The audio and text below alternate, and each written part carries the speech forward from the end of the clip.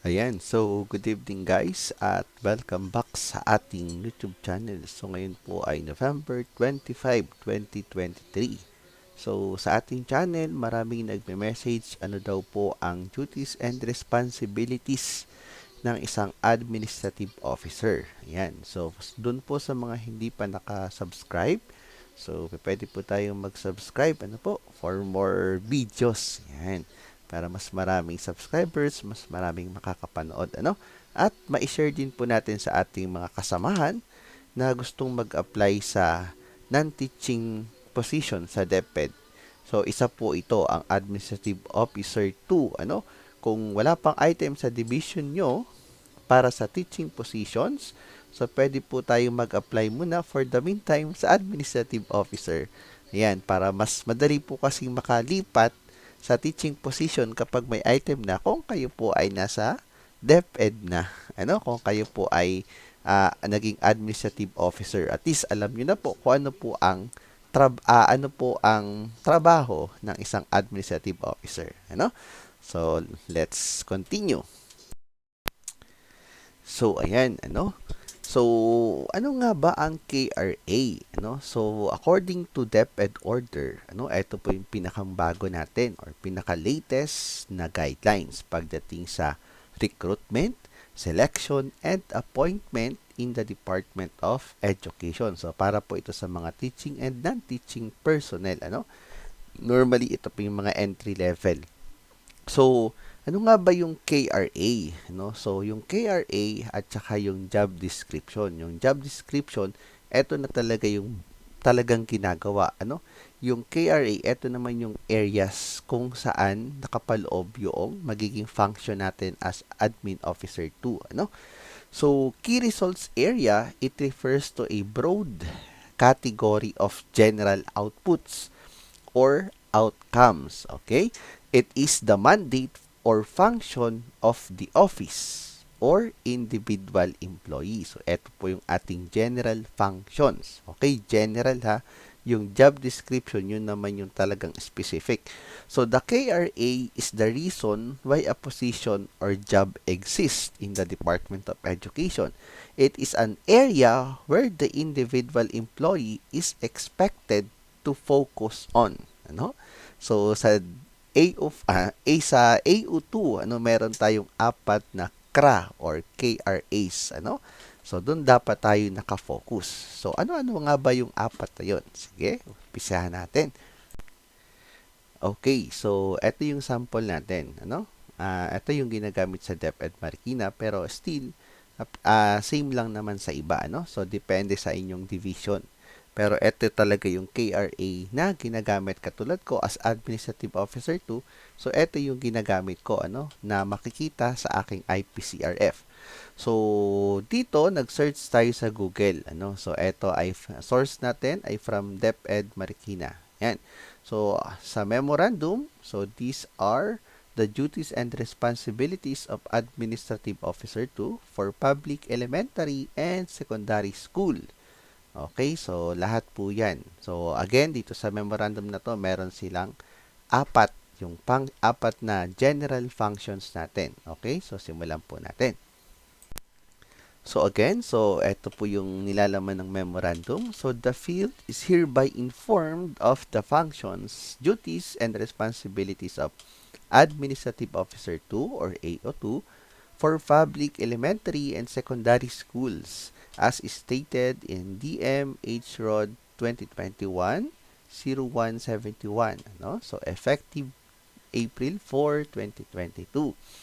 So, in this connection, all elementary and secondary school heads, yan, mga principal po yon, shall oversee and ensure that their respective administrative officers are performing their duties and responsibilities.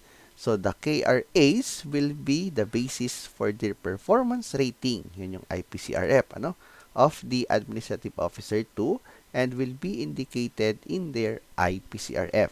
Yun po yung ating individual performance rating, no? So, for secondary schools, so the AO2 KRA 4, yan, kaya nga apat. Yung number 4, yun po yung financial. will be handled by their financial staff. So ang mga secondary school, so meron po silang mga ADAS, ano, yung administrative assistant. So sila po yung nag-handle ng financial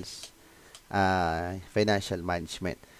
So to ensure smooth transition and turnover of documents and responsibilities, school heads are given until the end of the school year 2021. So normally kasi, ang immediate supervisor po natin ay ang ating school heads. Pero it depende rin sa division kung gaano kabilis nagkakaroon kasi ng rotation yung mga school heads. So kung sino po ang mapunta sa school natin, so yun po ating magiging immediate supervisor. Hindi po ang mga master teachers, hindi po ang mga teachers. Okay? So clear po yan. Ayan, so eto na po yung JD, tinatawag nating job description. Eto po ang itsura ng job description. Unang-una nakalagay, position title. So tayo po ay Administrative Officer 2. Parenthetical title, eto tayo po talaga ay Administrative Officer 1. Kaya kung mapapansin nyo, non-required yung ating experience. Pero kung promotion, yan, required na po ang experience.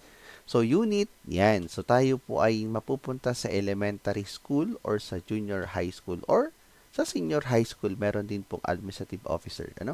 So, reports to school head. Sa school head po tayo magre-report. And position supervise. So, under po natin ang administrative assistants, administrative aides ng school at mga job orders. So, yun po ang under natin. So, pwede po tayo mag-utos sa kanila kung kailangan po natin ng tulong. Ayan. So, ang qualifications naman po. So, according to CSC, ang prescribed po ay bachelor's degree relevant to the job. So, experience non-required. Eligibility, so second eligibility. So, dapat po CS professional. Hindi po sa prop. And then, trainings non-required kasi nga po ito ay entry level. So, preferred qualifications. So, still bachelor's degree relevant to the job. Experience non-required. Eligibility, second eligibility, yung ating professional sa civil service. Pero kung kayo po ay let passer, considered po yun as second eligibility. And then, trainings, non-required. Pero kung kayo po ay may mga experience, meron ding trainings, mas okay. Advantage nyo po yan para magkaroon ng points. Okay? Para kayo po ang mag-rank 1 sa ranking ng administrative officer sa inyong division. Ayan, so kikita nyo yan, So, eto yung aking portfolio. Ayan, portfolio outstanding accomplishment. So, mapapansin nyo, merong 4. Ayan, KRA1, KRA2, KRA3, and KRA4. Yung KRA1, yun po yung personnel administration. So, mamaya, i-discuss natin isa-isa. Pangalawa, property custodianship. Ayan, so ano po naiisip nyo sa property? So, ibig sabihin, kung kayo po ang property custodian ng school, so, kayo po ang mamamahala sa lahat ng gamit ng paaralan. Number 3, general administrative support. Yun, so, support administrative. So, lahat po ng pangangailangan ng teachers, na kaya nating i-support. Number 4, financial management. Yan, meron po tayong mga MOOE, SEF fund, so canteen fund, so marami pong fund sa school, So tayo rin po yung magmamanage yan kung ipapagkatiwala ng ating school head, At paano naman po kapag wala po dyan yung pinapatrabaho sa akin ng school head, Paano po dyan kung ako po ay napasama sa ganitong trabaho, Ayan, kung wala po doon, at hindi siya part ng KRA nyo, so, pwede po tayo, papasok po yun doon sa tinatawag na plus factor. So, yung plus factor, makikita naman po yun sa inyong IPCRF para tumaas po yung inyong rating na magagamit nyo naman sa promotion. So, sa ibang discussion na lang po yun. So, for the meantime, focus po muna tayo sa KRA 1, 2, 3, and 4. Yan, para sa Administrative Officer 2 positions. Ayan. So, unang-una, yan, napakarami po, So, ang una, KRA1 natin, Personnel Administration. So, ito po yung KRA, yung ating function. Ito naman po yung ating duties and responsibilities. So, unang-una, ang administrative officer po ay ang isa sa duties natin yung recruitment and selection. Ano? So, tayo po yung magiging secretariat. Ayan. So, isa po yan sa duties ko. Ano? So, magti 3 years na. So, kaya eto po, nagsishare tayo ng mga info, paano ba ginagawa ang selection process. So, tayo po yung magiging secretariat pagdating sa recruitment and selection ng iba't ibang position sa DepEd Rizal. So, kapag may job vacancy, ayan, expect nyo na. Meron tayong magiging trabaho. Ano? So, ayan po yun. So, number 2, yan. Personnel records. Ayan. So, i-update po natin lahat ng records ng ating mga teachers kung kayo po ay nasa school. Kung kayo naman po ay AO, nasa division office, so i-update po natin lahat ng 201 files ng lahat ng ating teachers sa division. Ano? Yan. So, napakarami po. Ano? Sa eto pa, compensation and benefits. Sa lahat po ng sweldo ng mga teachers natin. Yung mga absences, yung kanilang mga DTR, time in, time out, sinong late, 3 absences, ayan, i-deduct po natin. Pabawasan po natin yung kanilang sweldo, ano? Sa pamamagitan ng Form 7. Ayan, so marami po, ha? And then, other related functions. So, update personnel record of the latest HR-related policies. So, i-update po natin sa tuwing may inset at meron pong bagong update sa DepEd pagdating sa sweldo, pagdating sa promotion, pagdating sa recruitment. So, i-explain po natin during inset. Ano? Doon, yun yung pinakamagandang time kung saan tayo mag-explain para cover natin lahat ng teachers. Ano? Sa amin kasi malaki yung school. So, meron akong 227 teachers. So, meron pang umaga, may panghapon, pero pag may inset, isahan yon. So, ibig sabihin, lahat po sila ay mas magandang maka-attend kung merong bagong updates. Yan. So, hindi pa po dyan nagtatapos, ano? So, i-search nyo na lang po yung job description of AO2 sa Google. Lalabas po itong pinipresent natin. So, medyo marami po kasi. Yan. So, personal records, kasama po dito ang GSIS update. Pag may problema yung teacher sa GSIS, i-update po natin. Pag nag-asawa yung teacher, i-update po natin yung kanyang status, ano? Apelyido, i-update po natin sa GSIS, i-update po natin sa Pag-ibig, i-update po natin sa PhilHealth, ayan, kung saan-saan pa, ano? So, hindi pa po yan nagtatapos, meron pa yan dito sa second slide. Sige, let's continue. Yan, so continuation of KRA 1, ano? So, prepare and submit HR-related reports yun. Sa kapag may mga reports sa division na kailangan or sa sub-office, coordinate regularly with HRMO, ano? Yung mga nasa division office na HRMO 4, ano? O 2, ano? Yung ating AO4 naman yon sa division. So, proper coordination through GC, through emails. Yan. Facilitate submission and approval by the SDS of permit to study. Ano? Yung mga teachers natin, normally, nag-aaral yan. Masteral, doctorate, yan. So, yung kanilang request, so lahat po yan ay i-request natin sa division office. Ano? Kung gusto nyo po ng mga request letter, yan, marami po tayo yan. Kasi 3 years na po tayo sa pagiging AO. So, halos lahat ng request letter, nakagawa na po ako. Ano? So, template na yon. Pag may update siya, gusto magpapalit ng apelido, so i-request lang po natin. So, message nyo lang po ako kung gusto nyo ng mga files. Ano? Nakakailanganin nyo para sa mga sample ng request letter. Okay.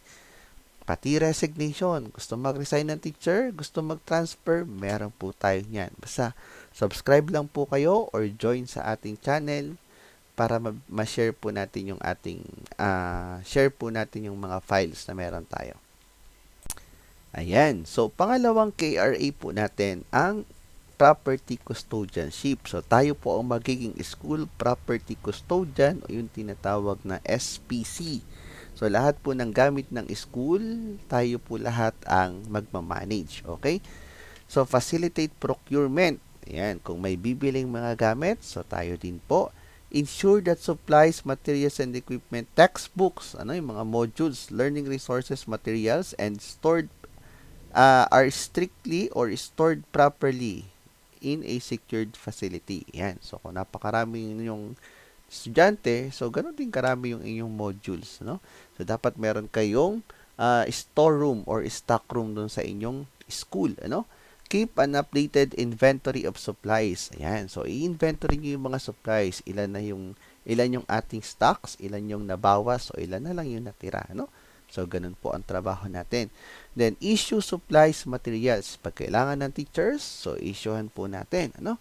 Then, prepare and submit reports on all property accountability of the school. So, basa po lahat, pati buildings, tables and chairs, electric pan. So, lahat po yan ay dapat ay accounted natin, no?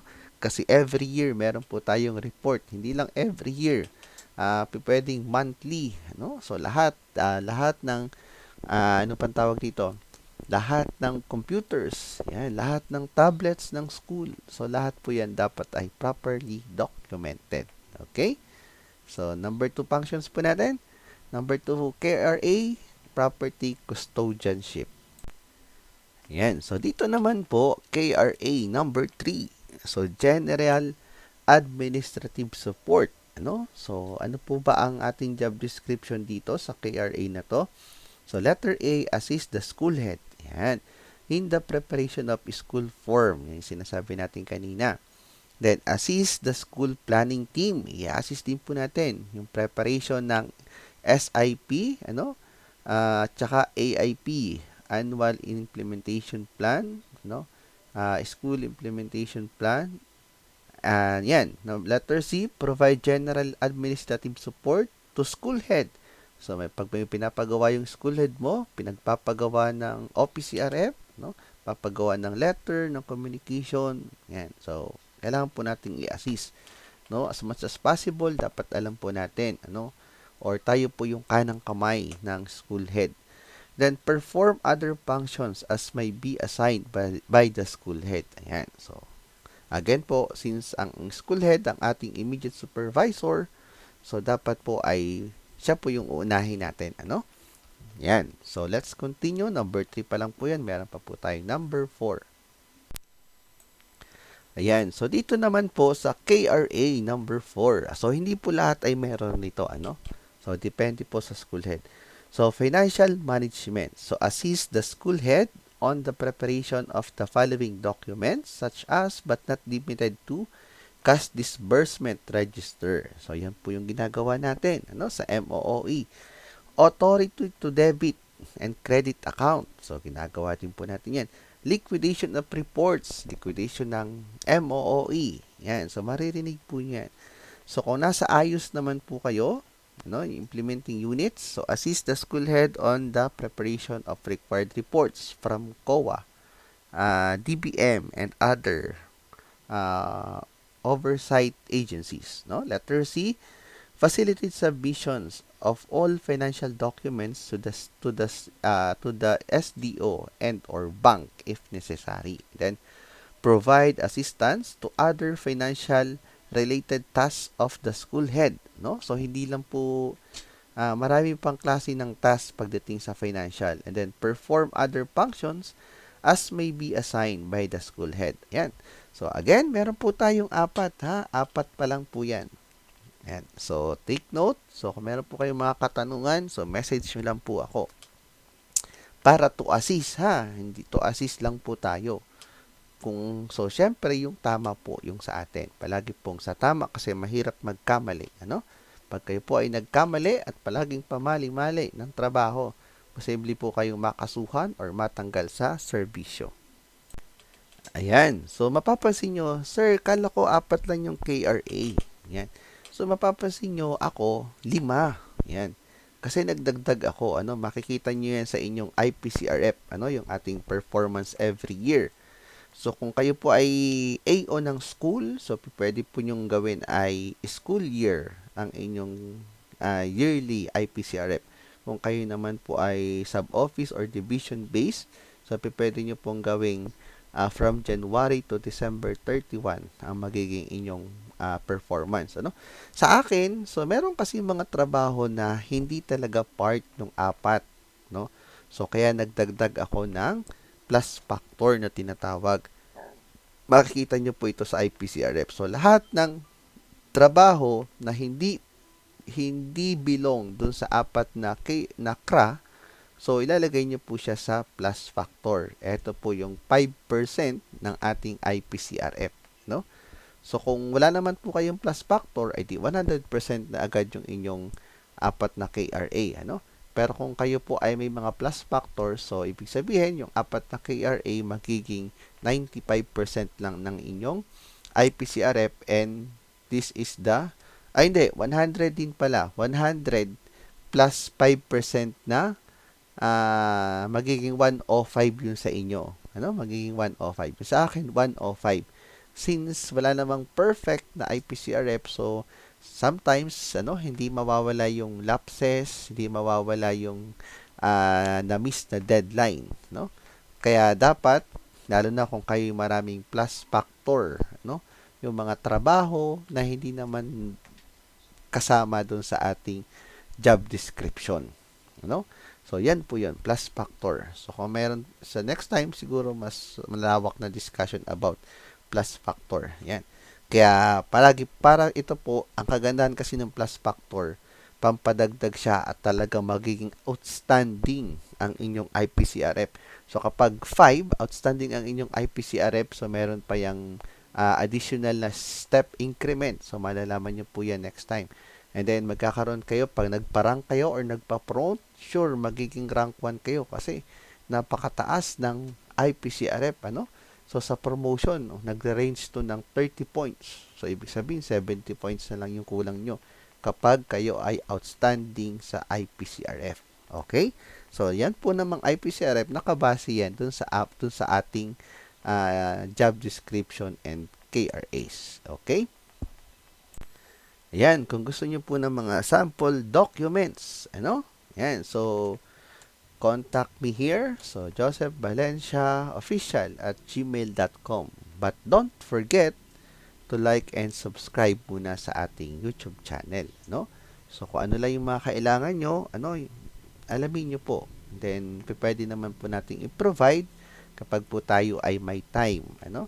So, napakahirap din ng ating time. So, habang tumatagal, yon. So, okay naman, masaya. So, 3 years na po akong administrative officer dito sa Rizal at so far, so, napakaganda, kasi halos nalalaman mo yung buong proseso. Kaya, mas madali na magpa-promote kapag alam mo na yung proseso. Kaya, kung kayo po ay walang item, mag-apply muna kayo sa non-teaching position. And then, baka magustuhan nyo. So, baka ito po ay permanent position din, katulad ng teachers or teaching position. So, yun lamang po at welcome po sa inyong pag-a-apply and welcome, hopefully, makapasok po kayo sa DepEd. Welcome to DepEd.